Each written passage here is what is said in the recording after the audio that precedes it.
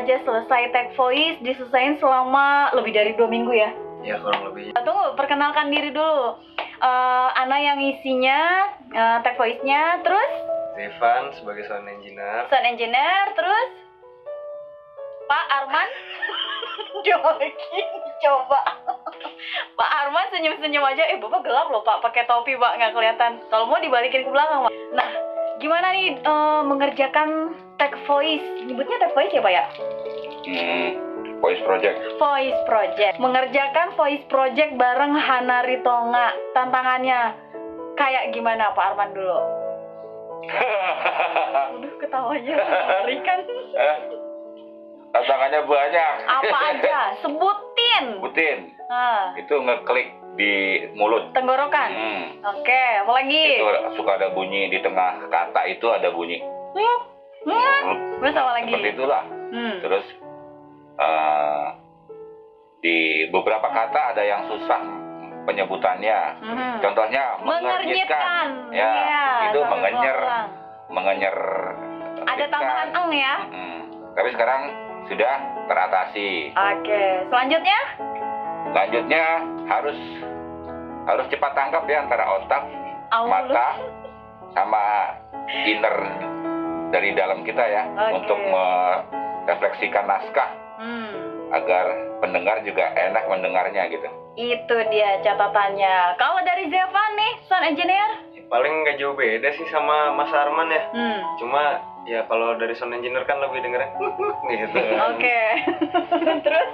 Ya paling noise sama pembacaan yang kadang suka nambah-nambahin kata sama kehilangan kata. Nambah-nambahin kata. Kadang-kadang satu kata ada yang umroh ya. Iya, ada yang umroh, ada yang pulang kampung. Ada yang kampung. Iya. Roket. Kita tarik lagi itu. Nih orangnya. Oke, ini orangnya. Tapi luar biasa loh kalau misalnya Hanazer mau tahu. Kedua orang ini yang di balik layar berperan penting dan memang butuh kesabaran. Bener nggak sih kalau voice director dan sound engineer itu harus sabar sama talentnya? Selama ini menangani talent-talent untuk voice project? Iya, harus ya. Kenapa? Gimana tantangan yang terberat itu menghadapi talent itu yang kayak gimana? Baperankah atau apa gitu? Tiba-tiba dia hilang mood langsung keluar studio tanpa kata. Pernah nggak ngalamin yang kayak gitu nih? Zevan atau Kak Arman pernah ngalamin yang kayak gitu? Pernah aja. Ya cuman kita harus menciptakan suasana yang enak. Kalau saya pribadi ya, berdasarkan pengalaman pribadi ketika kita jadi voice over, jadi dubber, kita ikut merasakan kalau kita didirect sama orang ya kita ngikutin sistem dan cara orang itu mendirect kita. Kita ikutin aja. Karena semuanya masih belajar. Semuanya pasti ada ilmu yang didapat dari setiap director mengarahkan atau memberikan instruksi. Intinya ini kita kerja tim buat yang lebih bagus. Semuanya berpengaruh. Ya, secara kejiwaan juga kita juga harus paham dia udah makan apa belum, lagi keadaan bulan datang apa gimana. Kita harus juga maklumin dia belum sholat atau dia belum makan. Itu juga akan berpengaruh dalam proses mengeluarkan suara. Belum makan, suaranya suka nggak kuat, powernya kurang ya.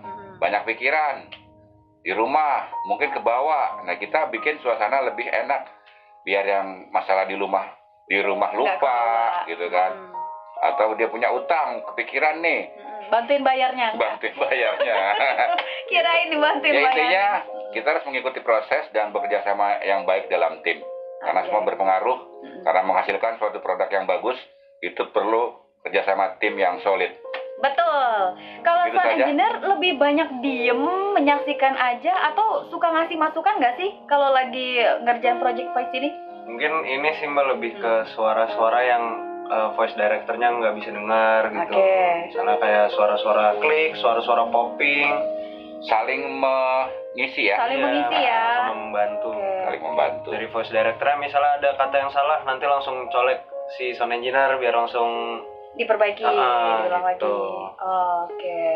Berarti sifatnya kayak asisten juga sebenarnya ya. Kalau misalnya agak kelewat sama voice directornya, sound engineer langsung backup cepet-cepet gitu ya.